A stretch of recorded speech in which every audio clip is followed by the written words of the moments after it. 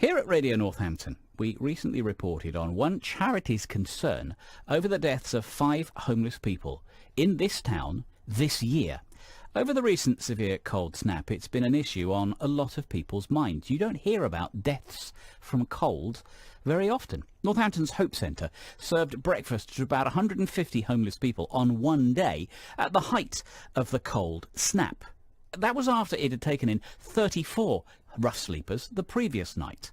Some people now are asking if enough is being done by local authorities, never mind the charities, to help rough sleepers and those who don't have a home to go to, whatever the weather.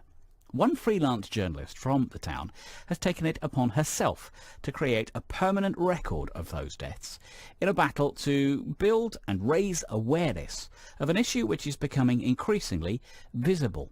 Natalie Bloomer joins me in the studio this morning. Morning, Natalie. Hi, John. Nice to have you in. Why did you decide that somebody, namely you, needed to document these deaths in particular? Yeah, well, as a journalist, I'd seen lots of local reports about deaths of rough sleepers, and that seemed to be increasing, especially over this winter. And when I heard the BBC report about the deaths in Northampton, to hear of 5 people dying between Christmas and March just seemed like a huge number for a town of this size. And I just thought it was important to try and get an idea of the scope across the country, and there didn't seem to be any record that I could find to show the numbers of the deaths of rough sleepers. Talk to local authorities, and if our county is anything to go by, they will tell you that the homelessness issue, generally speaking, is a difficult one to get a grip of because it tends to be, by its very nature, invisible. You don't tend to see people at night because they go and try and find somewhere where warmer on the street, whether it's in cardboard boxes or behind a bin somewhere, just out of the cold in some way. The visibility of being able to get a grasp of how big the issue is very difficult to wrestle with. Yes, and I think part of the problem there is one that's caused by local authorities. So what we've seen in recent years, as the problem has become more visible, as it's become far more common to see people in doorways and begging on high streets, local authorities have gone to some extreme lengths to actually hide that from sight because they don't like the look of it. You know, it doesn't look good for a town if there's people begging. So what tends to happen is that councils will come up with all different reasons to move those people away. So they could sometimes tents are removed, sometimes sleeping bags are removed, sometimes they will use orders to ban them from begging in the town. So there's all these different issues which then forces people further into the shadows. So you'll see in Northampton tents on sort of bits of scrapland behind bushes on the side of dual carriageways. That's people trying to keep out of the way of the local authorities to some extent. But to play devil's advocate for a second, I saw on social media a policeman who a couple of days ago, at the height of the or the depth of the cold winter, said that he and his partner had been to somebody who had got a tent in some bracken, I think it was, just off a dual carriageway, and that individual was quite happy to stay put where they were. The police officers, out of their own pockets, went and bought them a McDonald's breakfast and a hot cup of coffee or something like that, and the person who received it was very grateful, but didn't want to be taken into council care or any of the dormitory facilities that are available in this county. He was there by choice. Well, you could say it was by choice, but I would argue that actually the solutions that are given to people when local authorities and police officers, I saw that same tweet by the police officer, and, you know, obviously he was doing his best and offering the support that he knows is available. However, that support is limited. That support isn't an offer of permanent accommodation, for example. They're not being offered a flat or a room or anything like that. It's a bed in a shelter for a couple of nights. And that person knows that after that, they are back where they begun. And so what's the point for them, I guess, to clear up all their things, move into a shelter for a couple of nights and then head back out to the same situation where they were previously? So do you have sympathy for borough councils, county councils who say, look, we don't know where these people are. How can we provide facilities for them if we don't know who they are and where they are? Well, I have some sympathy, I guess, but it's quite limited. What I would say is that as a local authority and as a government as a whole, not just the local authorities, have a responsibility to prevent people dying on our streets. You know, we're a rich country, and to see so many people living in those conditions and dying in those conditions, not just elderly but young people, is quite horrific.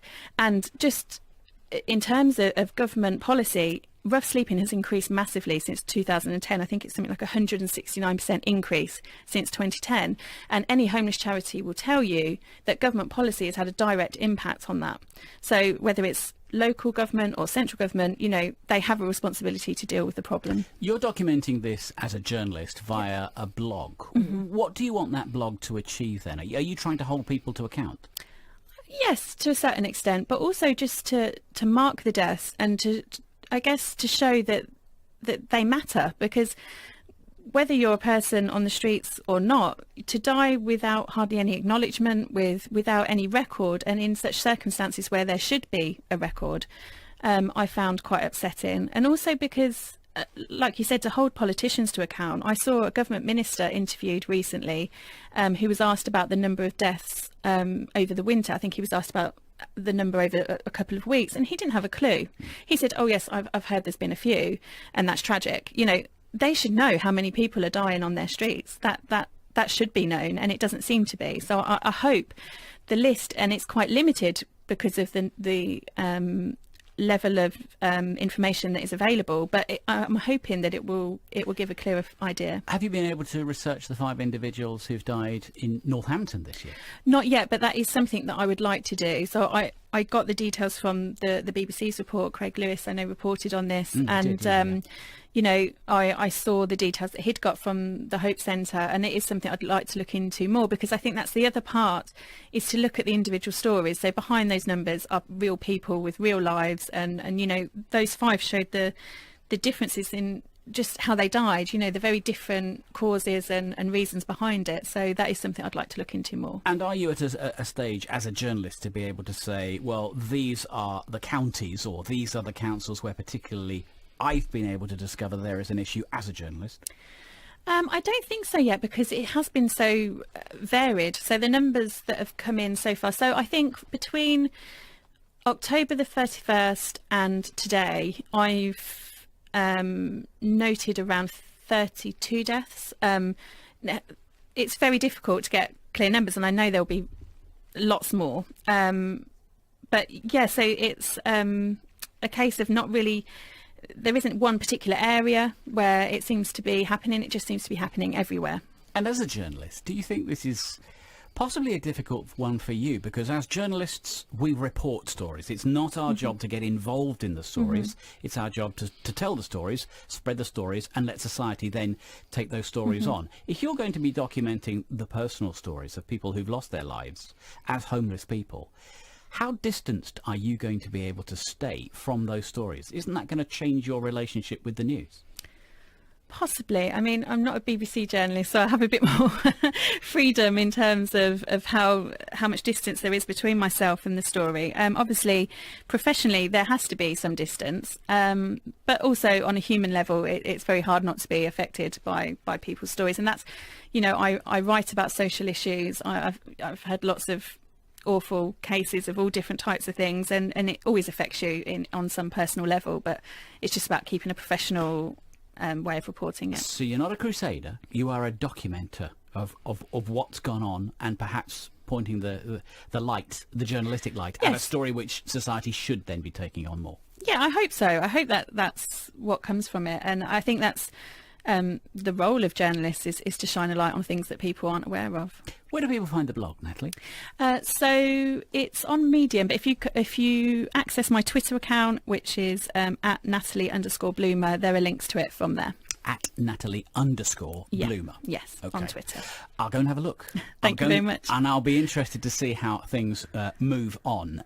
The deaths of 5 people, homeless people, here in the town this year. The Hope Centre serving breakfast to about 150 homeless people on one day whilst the cold snap was with us. And that was after 34 rough sleepers the previous night had been through the hands of the Hope Centre. We did invite Northampton Borough Council to come onto the programme and talk about the subject of homeless people and the deaths of those 5 people.